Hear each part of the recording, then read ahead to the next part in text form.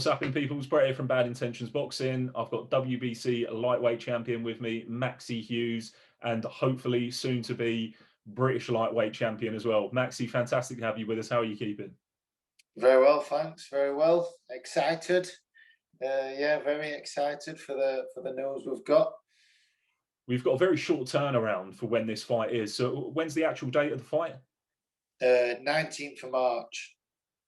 So it'll be three weeks Friday. Have you maintained shape, physique and fitness in between that time of being from Dubai back over, or is this something that you feel like you're having to cram in quite quick? Yeah, I've had a couple of weeks off. It was weird, sure. I had a couple of weeks off after the Dubai fight because I picked up a hand injury in the fight. But even after a couple of weeks off, I still went back in and I wasn't able to use my left hand to punch. But I was still going in, using my right hand, working on my footwork, going out running. So maintaining a good level of fitness, keeping sharp. And then I had a break at Christmas. And then I was straight back in January. So I've been training, and then I was helping Reese. I did a couple of spars with Reese for his fight. So that wasn't long ago. So I've had a good level of fitness. And then that's why I'm able to take this opportunity at short notice, because I'm happy and confident with my fitness. And I know with 4 weeks, it's more than enough time to brush up on my skills and sharpness to be ready for this fight. Definitely. And how confident are you going into this fight? Yeah, I'm very confident that I'm going to get the job done and pick up that title. I've had them good wins last year, got some good momentum with me. My confidence is through the roof. It's like everything's falling into place for me in my career. Maybe it's a sign I'm physically peaking, mentally peaking. Just everything's just like everything is just falling into place. So yeah, very, very confident in this fight. And how much do you know of Paul Hyland JR? Is that someone you've studied previously, or? I've seen him about. Yeah, I boxed on the same card as him, and I know his manager very well, Mark Dunlop. Quite friendly with Mark. We always chat, and I've been over and helped James Tennyson, who Mark manages also. So I've seen Paul, he's had a couple of fights on Sky Sports. So watch them, just as a boxing fan, just watching. Never thought, oh, he's a potential future opponent, right? But just watched him. So and then obviously now that we're fighting, I've had a look at him and had a little study and seen what I need to see. But yeah, I've seen him around on the circuit. Yeah. Do you think there's an element as to when you take a fight this early that actually you can either overstudy or not look at things enough? In particular, 3 weeks to a fight for a British title is not a lot of time. And do you think there's also an element of where you could overlook an opponent in that time frame? I think that all depends on that.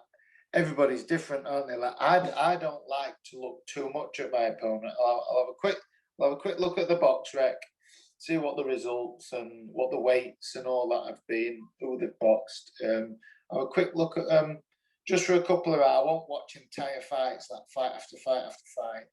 I'll just watch a couple of rounds here, a couple of rounds there, that fight. And then that's all I need to watch then. And then I'll leave it down to Sean and Wayne to have a look, and then we just go to work. I'll just listen to what they tell me and get cracking on in gym. As long as I'm fit and ready, I'm able to adapt as well in ring. Like it's all right watching him. He might come out with something totally different in fight. You just don't know what he's going to come out with here. So we have a little bit. We prepare a little bit, and we can only guess what he might come out with. As a style or a game plan, but then from there we'll just adjust. Like me and Sean, we always say we'll take the fight round by round, go out first round, have a look, do a bit of something, see what it comes back with, and then and change again. And just then it's second round, we'll take it round by round and just make the necessary adjustments to make sure that we win. So the 19th of March, 3 weeks away, Maxi Hughes comes through that unscathed, wins. What's next?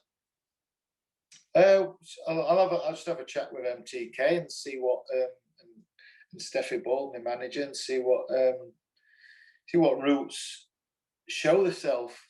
See where we can go from there. I'm just looking forward to getting my hands on that belt. Fought for it twice before and come up short. I just feel like now this is definitely my time.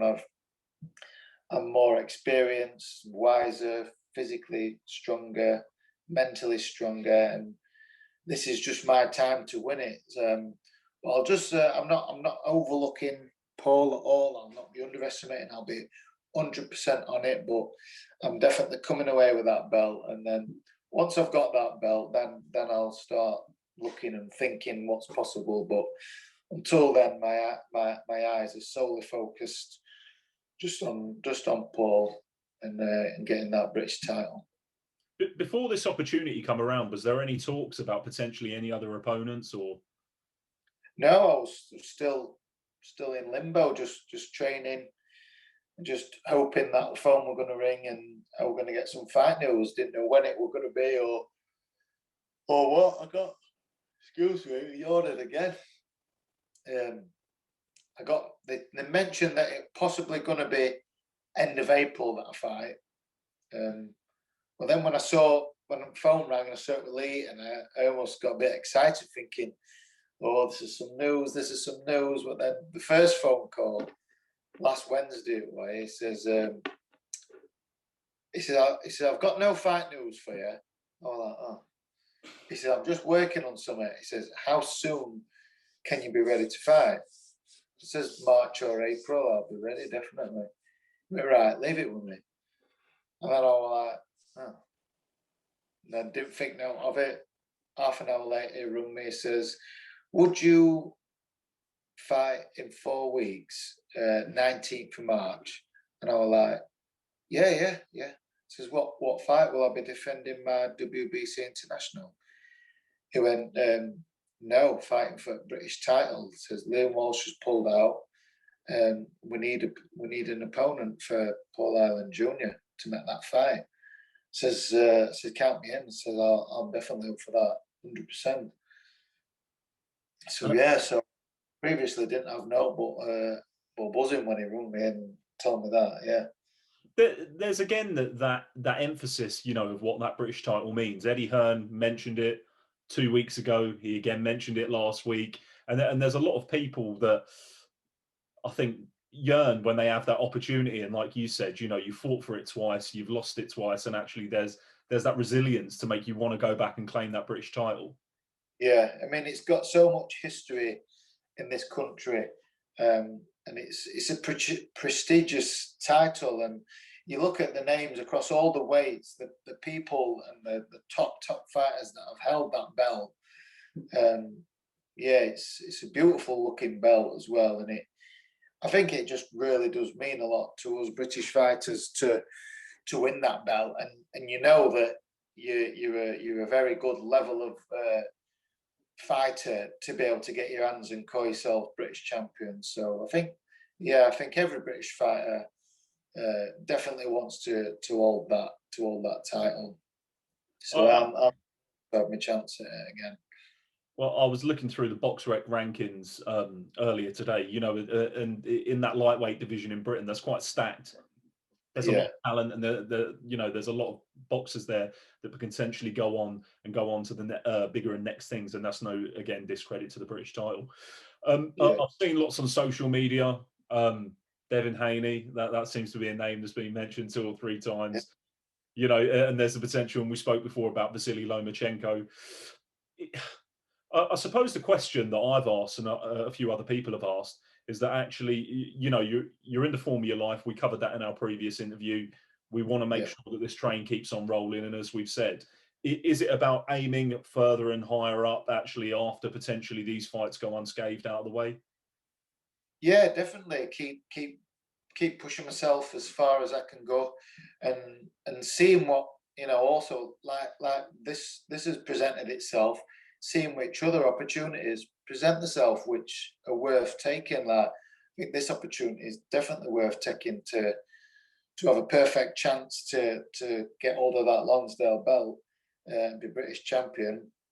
Yeah, and it also, it's still probably a forward step, because it's gonna should increase my ranking and push me up further, and also it might even put me ranked across all the sanctioning bodies. Like, I think I'm only ranked now in the top 15 with just the WBC, but hopefully winning this, it might put me in the top 15 across all the sanctioning bodies. So climb them rankings higher across all four. So yeah, it's a perfect opportunity for me.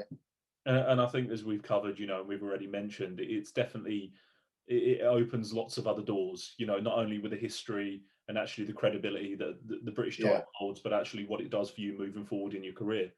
as well, seeing of a history that fighters from Britain win the British title and then go straight on then and go fight for world titles or world title eliminators. So it does put you right up there, and you are well regarded once you've won a British title. No, definitely, I concur with that. Is there anything you want to say to anybody potentially who's watching in terms of tuning in, when, where, and how to watch the fight? Yeah, just get watching. I'm on what looks like a good bill. You've got, hopefully, fingers crossed for Lee McGregor. I think this is the third time that it's been rearranged for him to have his European title fight. But yeah, I think Lee's top at bill fighting for European, so be on a good card of boxing. The usual MTK outlet, the YouTube. Yeah, so it'll be a good night of boxing. I'll be putting on a good show. I'm in a good solid fight. So yeah, get watching. And just thanks to all the continued support for everyone. Thanks to Darren. Thanks to Darren at DNEL for his continued support. Yeah, and tune in and watch Maxi Hughes become British champion. Maxi, it's been an absolute privilege to have you with us again. Thank you ever so much. Guys, you've heard it. Tune in, 19th of March. It will be on YouTube. Do not miss out. British title fight, fantastic. I'm Brett Redmond's bad. Let's go.